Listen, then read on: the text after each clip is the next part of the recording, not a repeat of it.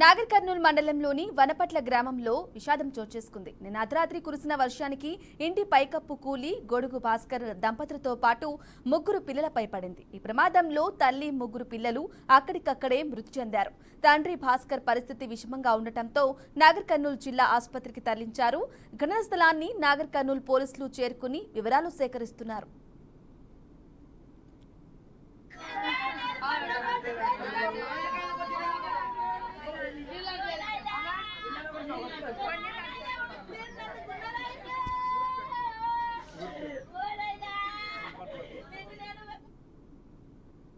ఒక ఇన్సిడెంట్ జరగడం జరిగింది.